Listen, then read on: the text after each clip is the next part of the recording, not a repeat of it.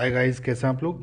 सारे इस क्वेश्चन को देखें और सबसे पहले मैं आपको कह दूं गाइस, ये जो वीडियो की क्वालिटी है इस बार थोड़ा अच्छा नहीं है, क्योंकि मेरा लैपटॉप में कुछ इश्यू आ गया, तो इस वजह से मुझे अपने मोबाइल पे थोड़ा वीडियो बनानी पड़ रही है। तो आई होप आपको इसमें कोई इशू नहीं होगा, समझ में आ जाएगा।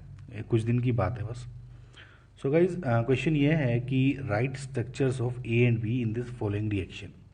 ओके, नाउ अगर आप देखें गाइज, जो ये पहला कंपाउंड है एनिलिन है, इसकी रिएक्शन हो रही है कंसनट्रेटेड H2SO4 के साथ। और फिर जब ए बना, उसको हीट किया और फिर पूछा है ए एंड बी के बारे में बताइए कि ये सब है क्या।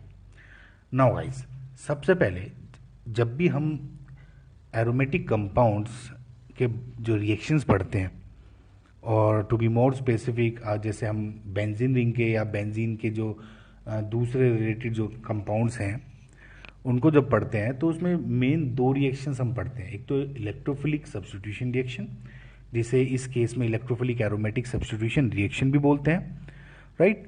और एक दूसरी पढ़ते हैं nucleophilic substitution reaction, right. So now ये केस किस चीज़ का है, अब देखिए गाइज, ये जो रिएक्शन है सल्फोनेशन की रिएक्शन है बेंजीन की, राइट। उसमें बस NH2 जुड़ गया है। उसके पहले आपको सल्फोनेशन अगर पता है तो बहुत इजी हो जाएगी रिएक्शन।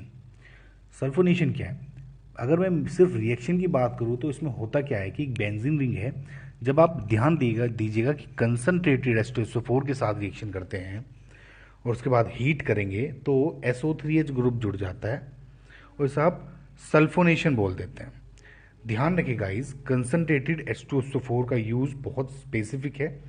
कंसनट्रेटेड H2SO4 के बजाय आप इसमें ओलियम यूज़ कर सकते हैं, OLEUM, जिसे आप H2S2O7 बोलते हैं। ये स्ट्रोंग एसिडिक नेचर का रहता है, राइट। नाउ अगर मैं SO3H इसमें है, इसको डाइल्यूट कर दूँ या इसमें पानी में डाल दूँ अगर, तो डायरेक्ट फिर से बेंजीन रिंग निकल जाएगा।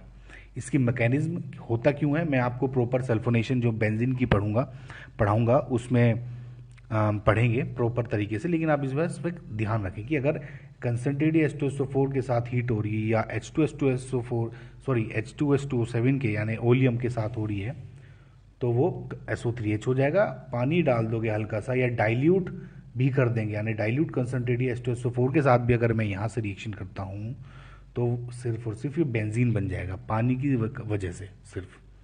नाउ जो सल्फोनेशन बेंजीन है, जैसे मैंने आपको बताया, एक इलेक्ट्रोफिलिक एरोमेटिक सब्स्टिट्यूशन रिएक्शन है। अब उसमें क्या होता है, सिंपल, जैसे मैंने आपको बताया था एक दूसरी उसमें भी कि कोई सपोज जैसे बेंजीन रिंग है, उसमें जो ये H है, राइट, H को आप रिप्लेस कर दें और एक इलेक्ट्रॉन से जोड़ दें, यानी इस H को हटा के आप E डाल देंगे, जैसे ये है, और यहाँ पे आप E लगा देंगे, यानी इलेक्ट्रोफाइल। इलेक्ट्रोफाइल क्या होता है, इलेक्ट्रॉन लविंग, इलेक्ट्रॉन को जो खींचता है अपनी तरफ, नेगेटिव चार्ज को खींचता है अपनी तरफ, उसको आप इलेक्ट्रोफाइल बोलते हैं। नाउ अगर इस बेंजीन रिंग में अगर आप कोई ग्रुप जोड़ दे, जैसे इसमें जुड़ा है, राइट जी, अब ये डिपेंडिंग ऑन कि ये इलेक्ट्रॉन विड्रॉइंग ग्रुप है या इलेक्ट्रॉन डोनेटिंग ग्रुप है, राइट, तो उसकी वजह से, इस ग्रुप की प्रेजेंस की वजह से जो SO3H है वो दो लोकेशन पे आ सकता है, राइट गाइज। सपोज G, क्योंकि NH2 है इसमें, सपोज आपने, जो कि एक इलेक्ट्रॉन डोनेटिंग ग्रुप है, due to its lone pair, जो लोन पेयर N पे प्रेजेंट होते हैं, उसकी वजह से क्या होगा कि जो ये पोजीशंस है, ऑर्थो एंड पैरा, राइट, ये वाली पोजीशन एंड ये वाली पोजीशन, इस पे जो ग्रुप है ये डेंसिटी बढ़ा देता है, जिसकी वजह से SO3H, जो कि SO3H पॉजिटिव है इलेक्ट्रोफाइल, वो जुड़ जाता है। SO3 देखिए ऐसे SO3H और यहाँ पे पॉजिटिव चार्ज होता है, ये इलेक्ट्रोफाइल की तरह जुड़ेगा और जो कि SO3H यहाँ जुड़ जाता है ना, क्योंकि density ortho position para position पे ज़्यादा कर रहा है ये ग्रुप, तो यहाँ पे या यहाँ पे जुड़ गया। सपोज ये इलेक्ट्रॉन विड्रॉइंग ग्रुप होता जिसका effect ortho and para position पे अगेन होता, तो जो नेट इलेक्ट्रॉन जो इंक्रीज हुआ वो यहाँ पे होगा। आई होप आपको गाइस समझ में आ रहा होगा, राइट। कुछ ना हो तो मुझे बताइएगा, ये सिर्फ और सिर्फ ये वीडियो जिस तरह से मैं बना रहा हूँ उसके इश्यू की वजह से हो रहा है बस ये। तो अगर ये ना होता तो यहाँ पे पैरा मेटा पोजीशन पे ग्रुप जुड़ जाता, लेकिन क्योंकि NH2 है तो आप डायरेक्ट यहाँ पे बना सकते हैं आंसर।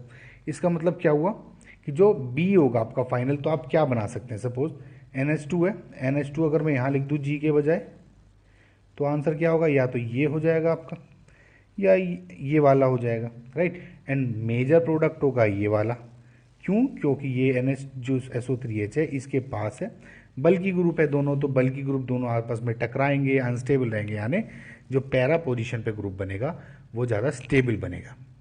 डायरेक्ट आंसर तो आप इसको ऐसे लिख सकते हैं, लेकिन अगर आपको मैं प्रॉपर अब बताऊं कि ए और बी क्या होगा, तो इसमें NH2 का जो मैकेनिज्म है थोड़ा सा डिफरेंट हो जाता है। कैसे, अब मैं आपको ये बताता हूँ। ऐसे देखिए ना, जैसे आप इस रिएक्शन को देख रहे हैं कि NH2 की रिएक्शन आपने कंसंट्रेट या H2SO4 के साथ कराई। नो H2SO4 को आप H आयन प्लस HSO4 में तोड़ सकते हैं, राइट गाइस। तो अब क्या हुआ, एसिड बेस रिएक्शन हुई, प्रोटोन ने जो ये लोन पेयर है, प्रोटोन इस पर अटैक करा और NH3 पॉजिटिव बन गया, और आपने ब्रैकेट में लिख दिया HSO4 नेगेटिव बना। ओके, नाउ अब होता क्या है, जब ये हीट होगा तो वाटर निकलेगा। वाटर कैसे निकला, 2H तो इस वाले H इनसे निकल गए, H2, राइट, और H2O कहाँ से निकला, एक इससे बच गया, तो कुछ बचा यहाँ पे SO3H और यहाँ पे NH, राइट गाइस। तो ये बना।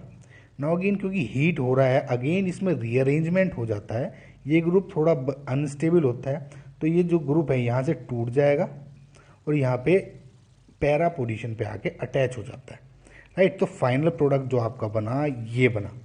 सो मैकेनिज्म भी यही हुई, यानी अगर आपका ए और बी बताऊं तो क्या हुआ, ए तो आपका हो गया ये वाला एंड बी हो गया आपका ये वाला, हो guys. So I hope guys आपको इसमें क्वेश्चन समझ में आया होगा, right guys. So thank you for watching guys, like share subscribe, bye.